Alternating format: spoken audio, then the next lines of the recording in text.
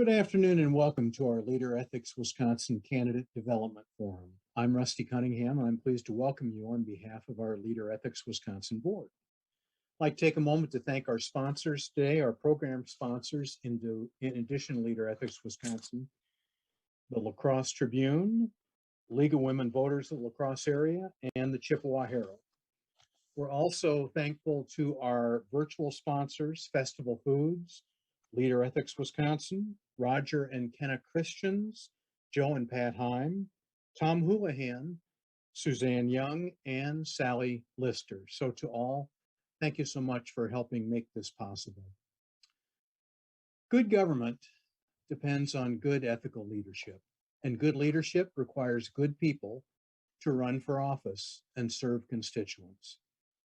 At a time when political divisiveness has pulled some apart, it's so important for solutions-based elected officials to pull us together.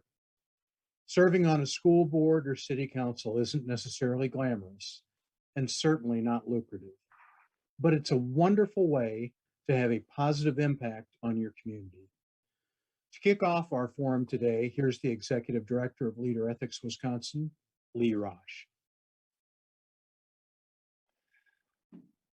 Well, welcome to all those that are participating, and I'm hopeful that this, hold on a second here, I'm going to stop that share.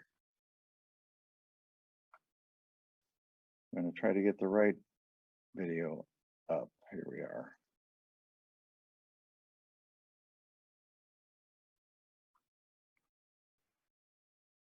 Okay, thank you for your patience.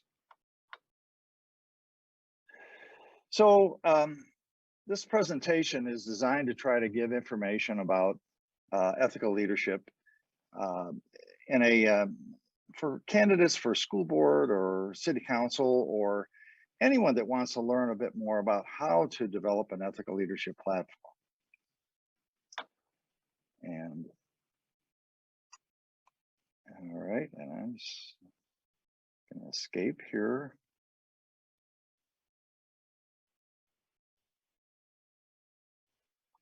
All right, we're going here. All right, let's see if this screen moves with me. All right, Leader Ethics Wisconsin is a nonpartisan nonprofit organization committed to promoting ethical leadership among elected officials. We're in our 4th year. And this program is not all-encompassing. It's intended to give you a better understanding of ethical leadership practices and to help you better understand the challenges you may face as a candidate. We're going to be reviewing the 4 guiding principles of ethical leadership. We're going to talk about some of the challenges and conditions that we're facing in the American democracy today, and we're going to offer some practical suggestions on how you can promote ethical leadership. Here are the 4 guiding principles. And first, let me start out by saying that there are many important values that are associated with leadership. But what we found is that these particular 4 guiding principles really can drive effective ethical leadership, particularly in the political arena. So we believe ethical leaders are essentially truthful, they're transparent with public information, they're unifiers rather than dividers, and they work to the best of their ability to represent their entire constituency, not just a simple majority that maybe have voted for them. Furthermore, we don't believe that ethical leadership is tied to any particular political party. In fact, ethical leadership isn't directly associated with one's views on a particular policy. We believe that an ethical leader is someone who's going to take a look at those 4 guiding principles, and whether or not their beliefs are here or here on a policy, we're going to be looking at how they apply those principles in their work, in their legislative work. So there are some challenges today, significant challenges today, for individuals who are considering running for office, or certainly our existing elected officials. Misinformation, it's pervasive, and it is having a resulting breakdown in trust in government and other major institutions. Technology is compounding everything. In fact, the issues that we face are moving at an accelerated pace, and there are shortened timelines turning over information in response to those issues. The political divide is growing dramatically, and many of the national issues are also becoming local issues. And finally, the structural conflict. The conflict in communities is also playing out at the national level, but it's playing out at the local level as well. And there's a lot of pressure on elected officials to choose sides on those conflict issues. It's interesting that we value ethical leadership in so many other areas. There was a well-known book written by Jim Collins called Good to Great, and they featured high-performing, long-standing companies and organizations. And they did an analysis on what was the common element in each of those companies. And what they found is that every single one of those companies was led by a character-driven ethical leader. If your organization wishes to compete for the National Malcolm Baldrige Quality Award, you'll have to have Band 4 ethical leadership as at the helm of that organization. In fact, there are many different resources that are out there that promote ethical leadership. If you were on a board and you were looking to hire an ethical leader, chances are you could search and find someone who meets those criteria. It's true that we value ethical leadership in business, healthcare, and education, almost every area except the political arena. And we're here to raise the question, why not expect ethical leadership among elected officials? Well, there's some significant things that are happening right now that are making that a challenge. This is a study that was done by Pew Research, and essentially they've been tracking the patterns of declared Democrats and declared Republicans over a number of decades. And you can see that the two political parties in 1994 and in 2004 were really pretty close. There were certainly differences in the two political parties, but they're really close. You can see what started to happen in 2014. And this is what their research showed it looked like in 2017. And I can see how challenging it is when the majority of the people who are committed to the two parties are so far apart and not in that middle ground position. Well, Pew went on and they wanted to figure out what was happening, what was causing the political divide. And they found that by isolating on different variables like race, religious attendance, education, age, or gender, they wanted to know if any of those factors were the driving force behind the growing political divide. And they found that those factors weren't important. The one driving factor was political party loyalty. Now, it's also interesting to note, this is a Gallup study that was done on trust in government and organizations. And you can see at the bottom of the chart here, Congress has a very low level of trust. But as you move up the screen, you can see that television news, 20%, only 20% trust television news. Newspapers, 23%. Big business, 25%. Public schools, 29%. The medical system, 36%. Church and organized religion, 38%. Less than 40% for all of those. The military and small business have still generated considerable amount of trust. And it's encouraging to note that local government still maintains a fairly high level of trust among average citizens. It has dropped off, though, a bit in recent years. This is a challenge for elected leaders because these are the anchor organizations and entities in your local communities. And when our citizens lack trust in those organizations, it makes everyone's job harder, including elected officials. One of the significant factors in the last decade or so is the tremendous growth, dramatic growth in the use of social media. And this shows that social media has gone from under 1 billion people in 2010 to now it's projected to be over 4 billion users on social media by next year. That's more than half of the world's population. Well, along with social media, come some of the problems and challenges with that, including disinformation and misinformation. There was a analysis done by the United States Senate Intelligence Committee about the foreign interference that was happening in the 2016 election by the Internet Research Agency, the IRA. This is an organization that is based out of St. Petersburg, Russia. And they were promoting controversial issues. In fact, they were picking on both sides on the issue. They weren't trying to have one group succeed over another. They were basically trying to divide our democracy. They frequently had images with minority populations trying to inflame sensitivities about that. I remember an image that came across my Facebook screen, and it was an image of a young African-American woman standing on an American flag. But here's the thing. What they found is between 2015 and 2017, over 31 million Americans liked and shared these phony posts on Facebook and Instagram. So what happened in 2020 and what's happening now? Well, disinformation campaigns are still prevalent on social media. The majority actually are coming from within the United States. It's as if we have learned from a playbook from afar and now applying it here in our own country. The Stearns report is really something that I would encourage people to check out. Also found that there are a number of things that social media companies are doing that actually encourage the divisiveness.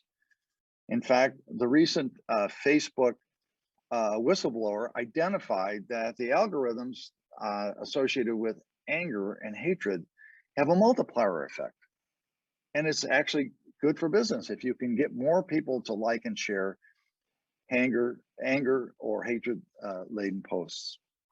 I also want to point out that YouTube has had a similar problem, but they did identify and take some actions to try to address it. And there was a third-party analysis that showed that YouTube had a significant reduction in anger and hatred-driven posts. Now, some people ask, why are we focusing on elected leadership and ethical leadership? Aren't elected officials really the representatives of the people? And of course they are. But leadership is pretty important. In fact, it's darn important. And I'd like to recall my experience when I was at a higher education institution in Chicago area. College had a really good outside reputation, but they had some significant internal divisions, problems between the major divisions. The academic and student services area was at a conflict with the finance and operation area. And the people at the top of the organization were fighting it out, and the people in the middle of the organization were fighting it out, and the people at the entry levels were fighting it out. And they were convinced that if you're going to try to fix things and improve things in this organization, if you go to this group and ask them how to do that, they would tell you it's over on the other side. That's what you got to fix. It's called a political silo. Political silos are certainly in place in a lot of different places right now with the Republican and Democratic parties. But it's also an example of structural conflict that can occur in lots of different settings. Labor management is an example of an area where potential structural conflict can occur. Urban versus rural. So what I found in my research when I came here is that in order to try to address this kind of structural conflict and bring people together, leaders actually play a very important role. They can set the compelling direction and work hard to get the buy-in from everyone to recognize that if we follow that direction, that's going to be for the benefit of the entire organization or all of us. They can also, but they got to reinforce those messages. You can't just put a statement out there periodically and then be distracted and other things. People won't accept that. It takes a lot of really ongoing emphasis and focus. Leaders can recognize positively teamwork, collaboration. They can work to remove people who are problematic and hurting the unification of the organization. But it's very hard work. I call it the heavy lifting because the research shows that no matter how much effort you put into it, it's going to be very, very difficult, almost unrealistic to try to pull everyone together. You can make progress and it's worth the effort if you feel that progress is important. But here's what the research also showed. When leaders ignore or contribute to the conflict, all hell breaks loose. So when you think about this, the heavy lifting of leaders is you're asking them to do those things that it may be subject to criticism. It may find their colleagues don't support them. That's the heavy lifting of leadership, but the alternative is so much worse. And that's why it's so important to find people who are willing to take that journey and to be successful in that pathway.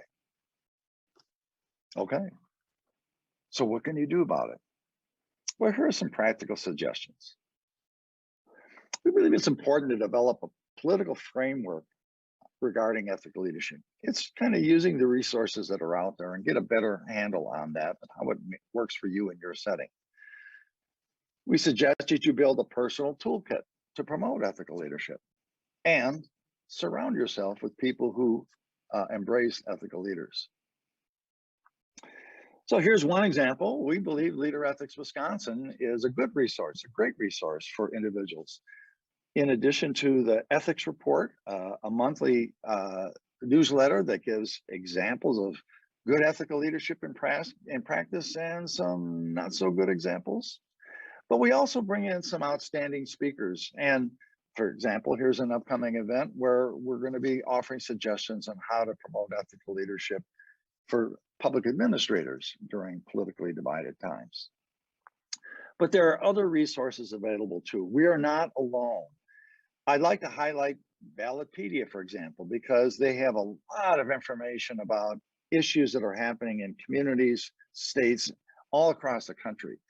If you're on a board and you're struggling with an issue, it's very possible that some other community is also wrestling with those same issues. And Ballotpedia can be a great resource to help you find out what's out there. We like this organization, Better Angels. This is a national group. They have a presence in every state, and they work hard to help people who have strong conservative beliefs and strong liberal beliefs to learn to be better at listening and understanding the different perspectives. And they'll come into your community and they'll do a workshop. It could be done with an organization, or it could be an open public session. It could be done with a county board or some other entity as well. The Common Ground Committee, I think they give you some really good information on where common ground practices are in place with our current elected officials. It's primarily at the federal government level, although they do have some of the top state officials here, and they have a scorecard, and they can tell you who's got higher scores on seeking and working through common ground solutions and those that are not so good. And I got to tell you, by the way, you're going to find people in both parties at the top, and you're going to find people from both parties at the bottom. We like what Democracy Found is doing. This is a Wisconsin-based organization that is promoting a fresh look at how we run our primary elections, and we can try to take away some of the perspectives of having someone be primaried if they happen to work on a collaborative solution with the other party. And they also use instant runoff voting, or suggest using instant runoff voting in the general election, so that you take some of the incentives for the hyper partisan negative advertising that is part of many elections today. And we like what Vote Smart is doing, because they give you a lot of data. They can tell you who supports candidates. They can tell you how much they're raising. It's a great place to find out information about our political process and the candidates. What about media bias? Well, we think that these two organizations are worth checking out, and I would find a place on your computer and store them. All Sides is an organization that rates over 800 different media sources, and they will put them on a spectrum of very liberal, moderate,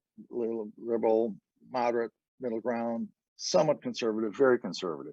And they're trying to give you information that can help you to sort out your media source preferences and where that fits on this political spectrum. They also will give you articles that will give you the liberal, moderate, and conservative view of the same story. It's kind of like looking at an issue in 3D. And we think that's something that could be of value for many people. The second organization is called Media Bias Fact Check. They rate over 3,000 different media sources worldwide. And they too give you that information along the political spectrum where they categorize media sources. But they also identify scientific sites, satire sites, conspiracy theory sites, and they fact check the fact checkers. Both of these organizations readily admit that all media has some bias.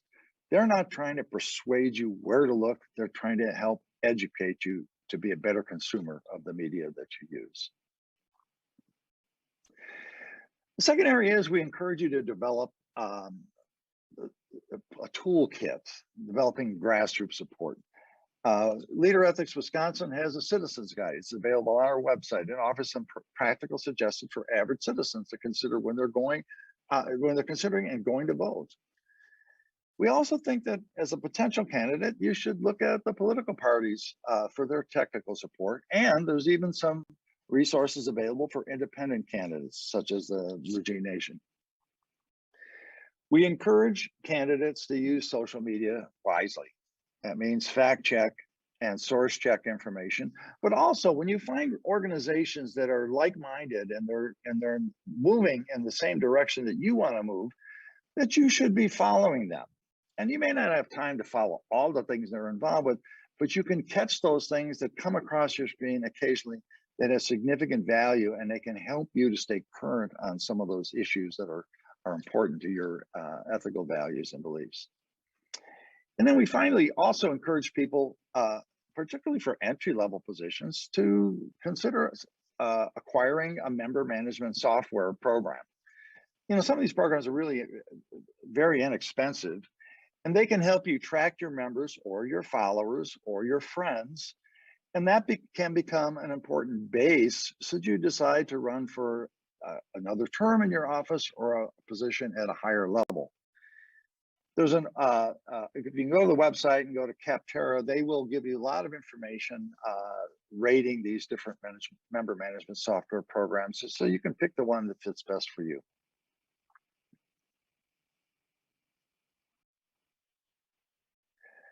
Finally, we really strongly encourage people to surround themselves with people who support ethical leadership. Believe me, you are not alone. There are many people that are very concerned that the hyper-partisanship that we're seeing today is not protecting the status quo. It's really maintaining a slippery slope. And if we don't take steps to bring people together who are like-minded and want to move in this direction, the alternative could be so much worse.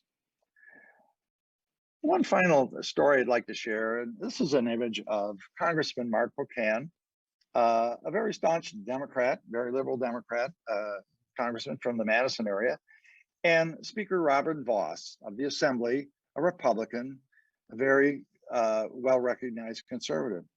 And last fall, they were running joint ads promoting social distancing, masks, taking vaccines if available. And essentially, you might say, you know what? Why didn't they do this in their legislative role? Or why didn't they take this position sooner? Or why didn't we see more of this? And here's the thing. It's never too late to do the right thing. And it's frustrating when I see an elected official who takes a position and then continues down a rabbit hole because that's where that position is leading, rather than stepping back and trying to do the right thing. So at this point, I'd like to turn it over to Rusty Cunningham to get on with the rest of the program and hear from our outstanding panel. Thank you so much, Lee.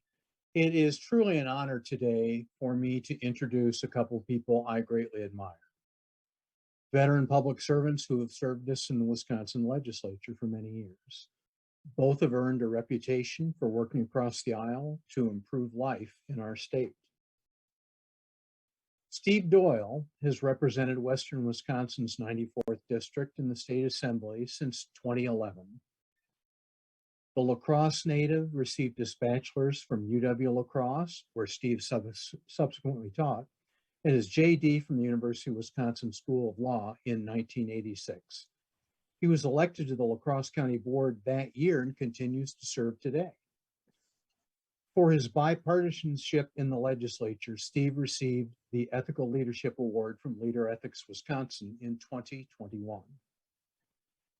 Brian Rood also represented Western Wisconsin in the legislature, first in the Assembly in 1982, and then in the State Senate from 1984 to 2000. He twice served as Senate President. The Viroqua native received his bachelor's from Luther College and his master's from UW-Madison. Since 2000, Brian served as Vice President, External Affairs and Member Relations for Dairyland Power, where he retired last year. Both Steve and Brian have served on a variety of nonprofit boards in our community. Gentlemen, welcome, and thank you so much for joining us today. Thank you, Rusty. Thanks to be here. Brian, let's start with you. What motivated you to first run for office? I think a lifelong interest in politics and public service. I majored in political science in college and worked in various aspects of government. Then I left government to go in the private sector, and when I had an opportunity to run myself, I thought put that background to use, and very fond of my home area, Vernon County and La Crosse County, and wanted to do a good job representing the people there. Terrific. Steve, what motivated you to first run for office? Well, it was 1986. I decided to run for the county board. I felt this calling to make a difference, to help people. I knew I could provide leadership. I knew I could make a better community. Okay, well, not really. Actually, I was graduating from law school, and I knew that if I got my name out, it would help me build my business practice. So at some later point, I hope that I did develop some more altruism in my role in government. But to be honest, I wanted to be a lawyer. And politics was really almost a second thought. It gave me a chance to learn about government. And I got addicted at that point because of all those things that I just talked about, I found out that those really could be something that a person in local government could accomplish. Steve, what's the most rewarding part of being an elected official?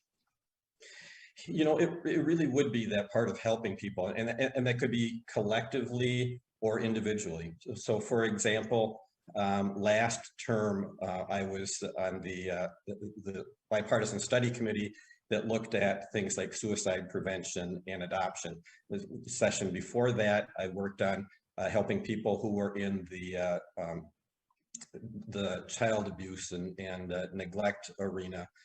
And that was where I could collectively help a lot of people who were trapped in a system and the government wasn't really working for them. Individually, I've been able to help people. Last summer, for example, I ran ads on the radio saying, hey, if you have been having trouble getting your unemployment compensation, call my office. And people took me up on that. I think my office resolved more cases statewide than any other legislative office. So I was able to, one-on-one, go to bat for people. And if you're in politics for any reason other than that, then it's just pure self-promotion and you should really get out. Brian, for you, what was the most rewarding part of being an elected official? I think Steve's right. I think everybody in office, whether it's the city council, school board, or legislature, has that opportunity on occasion to help people where they are struggling with the rules or laws, or just not understanding how the government works and how it treats them. So helping individuals is a very rewarding thing. I think in the big picture, particularly my time in the legislature, but I think even today, government works a lot of the time. I used to say that, 94% of what we did in the legislature was bipartisan and common sense. It just got no media coverage because these bills would pass 99 to nothing, 32 to nothing. What gets media coverage is controversy, especially the big ticket partisan items. But in the legislature or school board or city council, you really have an opportunity to dig in and resolve problems and try to provide solutions for the people you represent. Brian, I know you've had a lot of candidates come to you over the years and you've been able to witness a lot of campaigns. What's the biggest mistake a new candidate makes? I think the biggest mistake a new candidate makes is to make ironclad promises that they may regret later having made. Couple classic examples: people that say, I absolutely promise I will only run for 1 term or 2 terms or 3 terms. And then they get into government and realize, you know, I'm really pretty good at this and I really like it. And then they have that promise hanging out there. And that's so I always tell candidates, try not to make lifelong commitments that you may or may not keep. A lot of candidates will say, I absolutely will never vote for a tax increase. And then they find themselves in a position, perhaps because of a compromise or changed revenue circumstances, where they have to vote for a tax increase. So when I ran the first time, when I went door to door, I told people, I'm promising I will listen and be back regularly to hear your concerns. That's a promise you can make and keep. And I think promises about practice are okay, and ethical leadership certainly fits in that. Specific promises can really get you in trouble. Agreed. Steve, what's the biggest mistake that you see? I would agree with everything that Brian just said. And let me add another thing, and that is thinking that you know it all. When people run for office, they have the solutions to everything. And, you know, if you elect me, this is going to happen. You know, I'm going to solve all your problems, which is really kind of the attitude that everybody who's in government already is an idiot and doesn't know what they're doing. Really, though, when you find out once you're elected that these are people who have the same concerns as you and are trying to solve the problems just like you, you learn an awful lot. But it's so easy in the beginning to just think that you have all the answers and nobody else has ever thought them up. And then you find out when you're elected that, wow, that was a lot tougher than I thought. And I said I would accomplish this in my first term, and guess what? It hasn't happened. So, I mean, I think that thinking you know everything is a big issue. A second one would be not listening to the people. I mean, you need to, Brian talked about going door to door. If you don't get out there and meet the people, first of all, you probably won't get elected. But secondly, you're going to miss the most important thing, which is you're supposed to be the voice of those people. And if you haven't heard them, then you're only your own voice. I can tell you from a journalist's perspective, it's frustrating when a new candidate comes and says, well, I don't know anything about that issue, or I've never attended a meeting, or whatever. So that lack of homework always concerns me as a journalist, especially when someone comes before an editorial board. So for candidates or people who are thinking about running, Brian, how can a candidate do homework about such important steps as circulating petitions for signatures, campaign finance, disclosure laws, and other key requirements? Obviously, it depends on the level you're going to run. Yeah, I think if you're a school board candidate, sitting down with the school administrator is a great idea. City council, city clerk, county level, the county clerk, and then at the state level, the state elections board, they can give you kind of the how-to about nomination papers and what the office entails, when, you know, what it pays, what the responsibilities are. I think developing mentorships, if you're a candidate for office, you should find somebody that you like and trust that have had that office either in the past or currently, because that can also give you a lot of guidance about those things. But the legal perspective, you want to be connected with the clerk or the state elections board to make sure you're doing your nomination papers properly. I mean, I can't tell you how many times that's become an issue because of a misspelled word or a missing phrase. So it's really important to get your ducks in a row. And then the other thought I would have is, I agree with you, Rusty. You don't want to say you don't know anything if you're running for office, But as Steve says, the world is complex. And, for legislators, they're literally dealing with hundreds of issues in a session. And if somebody comes to you and works in a very kind of obscure field, you might not know anything about that. So then that's when you listen. But I think you do want to have some basic understanding of the office you're running for, and a position at least that kind of how you will approach it. Yeah, I want to pause too on something you just said, Brian. Finding mentors. And I think whether it's politics or business or education or any other field, finding ethical mentors, people who will help you think through your role and how to achieve your goals is really, really important. Steve, from your perspective, what are resources you suggest to new candidates so that they can do their homework about all the different issues that the candidate will face? So like Brian was saying, there's really kind of two components. One is getting yourself on the ballot, and getting elected. And if you are running for town board, talk to the town clerk. Running for county board, talk to the county clerk. Likewise, up the ladder.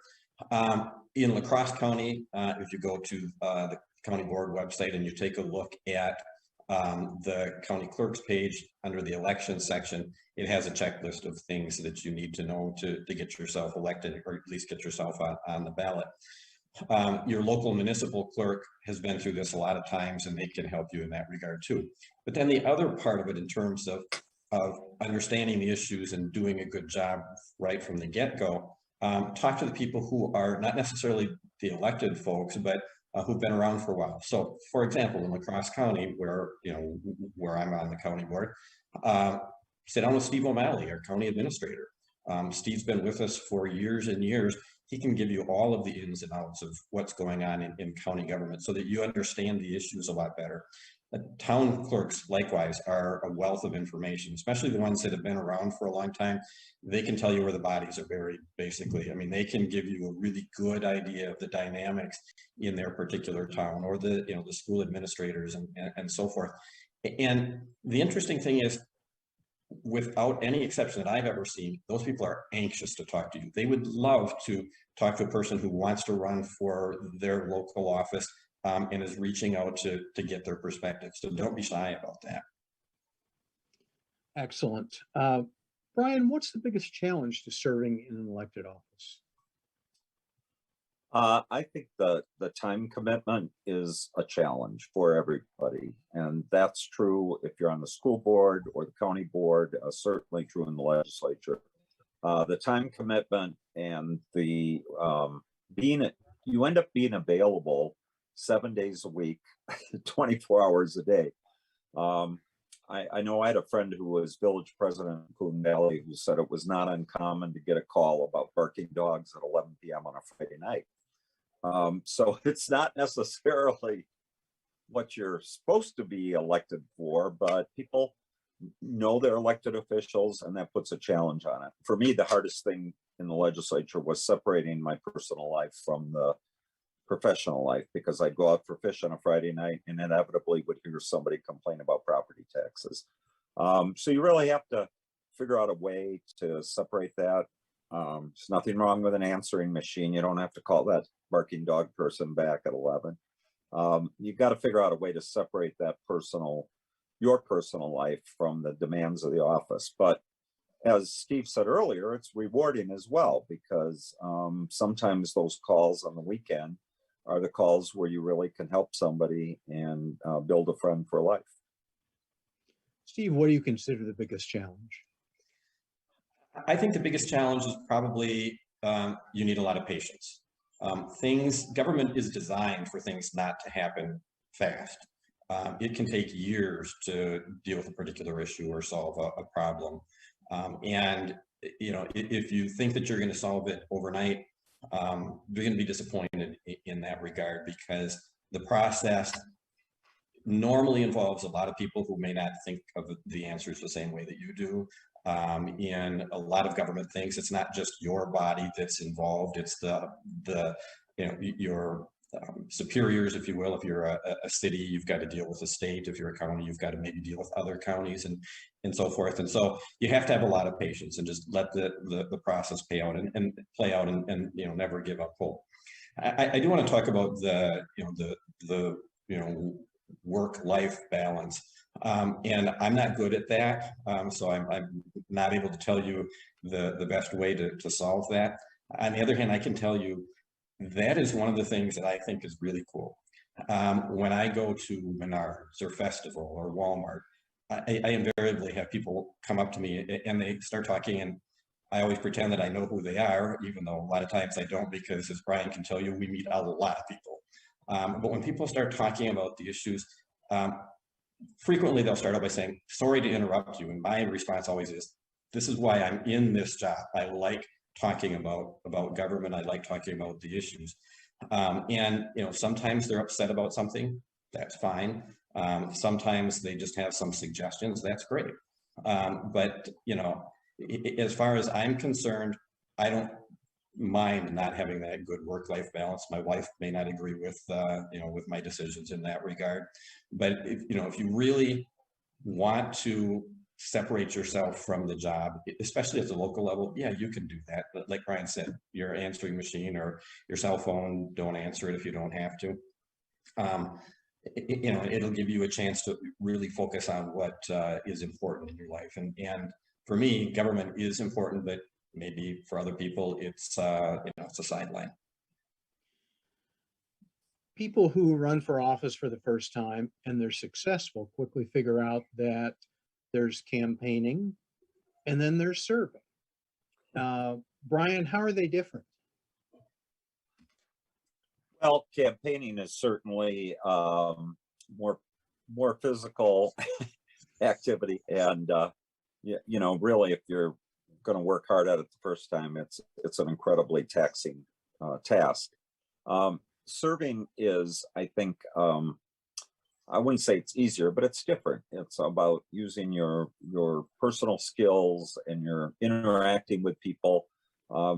If you're the president or the governor or a mayor, you might be able to make your own decisions. But if you're in a town board or a legislative body or a school board, you really have to develop those skills of working with your colleagues and, figuring out how you can move forward on the agenda. I think as a new elected official, you usually are in a position where it's best to listen more than to speak, because it takes a while to really understand the ebb and flow of the issues and the process. But collaboration is a very important skill in government, especially in nonpartisan government. In the partisan arena, perhaps it's not as important, but even there, as I said, there are a lot of issues that are not partisan, a lot of very minor issues that minor in the scheme of things, but important to somebody in the state. Absolutely. Steve, from your perspective, the biggest difference between campaigning and serving? Promises versus production. When you're running for office, you promise everything. I'm going to solve every problem known to man, and I'll do it in my first 6 months on the job. Presidents always like to have their first 100 days. They're going to solve all of the world's problems in 100 days. Doesn't work that way. When you get elected, you find out that, as I said before, things don't happen overnight. They don't happen even within a year or two frequently. So you have to recognize that. I absolutely agree with what comment that Brian just made, which is listen before you speak.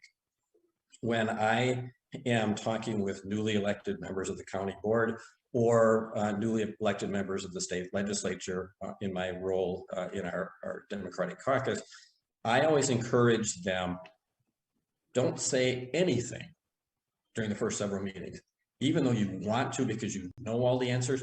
Just listen for a while, and you will be amazed at the respect that you get from people by virtue of the fact that you are respectful and you want to learn rather than just making sure everybody understands that you're the most brilliant person ever. So, those are things that when you're a campaigner, yep, you know it all and you're going to solve the problems. But once you get there, you have to be a little more humble and recognize it's going to take some time. And other people are going to be part of that process too. And sometimes they deserve more of the credit than you deserve. Steve, as a public servant, you heard Lee talk a lot about ethical leadership. What does that mean to you? For me, what it means is that I need to determine what is best for the people that I represent, not necessarily what is best for me. And that can really be difficult when you're in elective office, because I have both of my jobs, county board and state assembly, are 2-year terms. My wife is a judge. She gets a 6-year term. I'm so jealous of the fact that she can sit back and do what she believes is right and not have to worry about facing the voters every 2 years. I have to, though. And the decision that I make today, this is being November, I'm going to have to account for 5 months from now in April when we have our next election. So sometimes political expediency is very difficult to resist. Boy, you know, A is the right thing, but B is the popular thing. Brian gave the example of raising taxes. Man, it would be wonderful to say, I'm never going to raise taxes. I'm never, ever going to vote for a tax increase. It's not realistic. And sometimes it's not the right thing to do. And so we have to be really careful in thinking not just what is going to get me reelected, but what is the right thing to do for the people that I represent. Brian, from your perspective, give us an idea of what you believe ethical leadership means. Well, I think first of all, it's important to follow the law, and that's that sounds kind of trite, and but it is important. We expect our elected officials to meet a standard, and people have to understand what that is, and that starts way down at the school board and the town board. There were times 40 years ago where town board members, took dinners and fishing trips from contractors and developed cozy relationships. That's all changed. And so I think it is important to understand what the law is and follow it. And then I agree with Steve. I think the balancing act for an elected official is doing the right thing. There's a famous quote from Edmund Burke, your representative owes you not his industry only, but his judgment. And he betrays instead of serving you if he sacrifices it to your opinion. That's, in my years in the legislature, it didn't happen very often, but there were times where I felt, based on the evidence that had been presented and the merits of the issue, that I thought I had a different position than perhaps the majority of my constituents. But I did my best to explain to them why I voted the way I did. And in the end of the day, I think benefited from that. Hopefully, when you get into elected office, most of your views are similar to the majority of constituents who elected you. So hopefully there won't be those issues. But I think you have to be willing, if you really know that something is right, even if it's unpopular, you have to be willing to take that vote, even if it means getting defeated. And frankly, I think we've seen in COVID, no matter what your opinion is on the issues regarding COVID, we've seen a lot of school boards, a lot of local elected officials have to take some very, very hard votes where they might pull their constituents and they may or may not be following the wishes of the constituents, but they were doing what they thought was right based on the medical evidence or what had been presented to them. So it's a tough job sometimes, but at the end of the day, if you lose your office because you voted for what you think was right, it's probably not a bad way to go out. Would you say that's the biggest ethical dilemma that you faced while you were in elected leadership, doing the right thing, knowing there could be electoral consequences? I think so. Yeah, I really do. In my time in office, probably the two biggest issues that I think were hard to weigh ethically. One was the state of Wisconsin going into gambling, state lottery, dog tracks, horse tracks, obviously an ethical issue, but also an issue with tourism ramifications. And so that was a very hard one to make decisions on. Another one of my era was the Milwaukee Brewers Stadium, where very controversial with my constituents, probably got more mail on that than any other issue that I tackled. And at the end of the day, I did what I thought was right.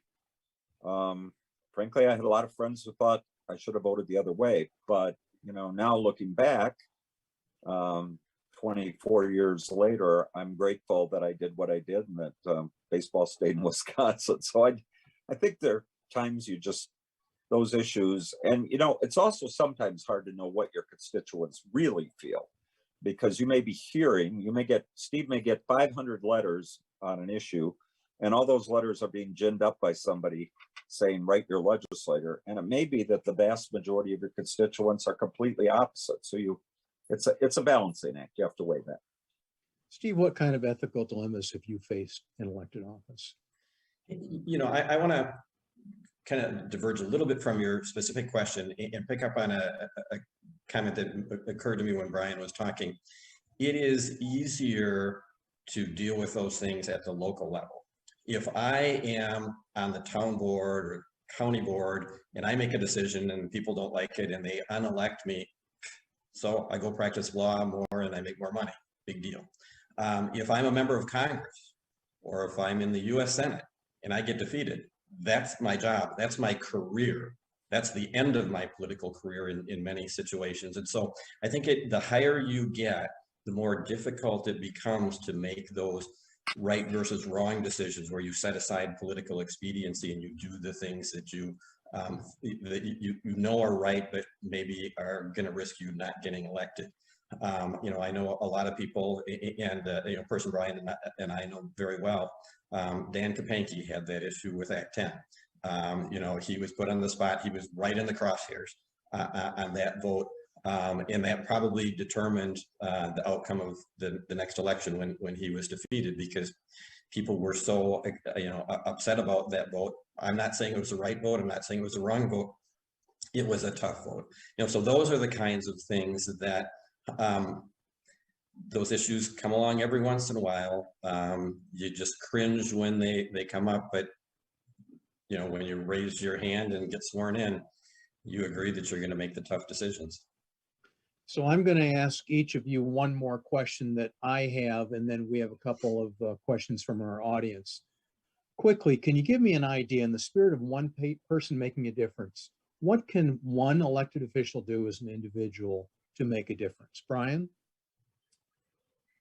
I think find an issue at your level that motivates you and try to help resolve it and push it forward. And you know, who knows what that issue will be? It may be something that you didn't even dream about when you ran for office, but maybe you're on the local school board and you really believe that we need to improve civics education, and so you work with the administrator and perhaps hire some additional folks or whatever. You know, I think if, again, as Steve and I were talking about, if you listen and learn, you will find opportunities to make a difference, and you'll feel good about that when it's over. Steve, how can one person make a difference? You can set the tone. And I tried to do that in all of my different positions. You know, as county board chair, I called it collaboration. So we created the household hazardous materials programs where we got all of our municipalities on board to create that program. We created the West Salem Business Park, again, bringing in a number of different entities together, including the village of West Salem, to create that. So we constantly focused on how can we work with the people above us, below us, and on the same level. When I got to Madison, collaboration changed to bipartisanship. And I have tried to set that tone here. Sometimes I feel like the lone voice in the wilderness, but there are other people here in both parties that have that same attitude. And if one of us will stick to our guns on keeping a tone of respect in Madison, and if that would happen in Washington, that can be very, very powerful. Sometimes it's frustrating, but if you're willing to step up and set that tone, that's where you really have the most difference. And it's not just one issue. You're really affecting the whole agenda for your community or your state. Two more quick questions. I'll direct one to Brian and the next to Steve. First of all, Brian, How do you mentor people who may be resistant to mentorship? Do you have any suggestions? Well, it's hard, but I've met with people who are interested in running for office and tried to listen to where they were coming from and perhaps found some things that I didn't think were the right approach. And I would just try to go around that and get to other things. But at the end of the day, you know, if someone won't listen, they won't listen. I do think it's important, though, to try to impart to them the large aspect of all elected office, the myriad of issues you're going to face, the people you're going to have to interact with, whether it's your constituents or whether it's the employees of whatever governmental unit you are involved with. So trying to share that big picture is important. And at the end of the day, you hope that candidate will listen. You do indeed. Steve, both the state of Wisconsin and the county of La Crosse have ethics committees and ethics statutes and rules. Are you satisfied with these procedures, or do you think they should be strengthened or weakened? By and large, I'm satisfied with them because, you know, you hear people say every once in a while, you know, we don't need more laws, we just need to enforce the ones that we have.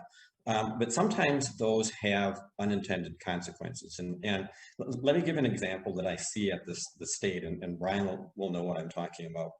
So years ago, it used to be that trade associations would have their annual get together, whether it's the county's association or the utilities or, you know, business groups or whatever.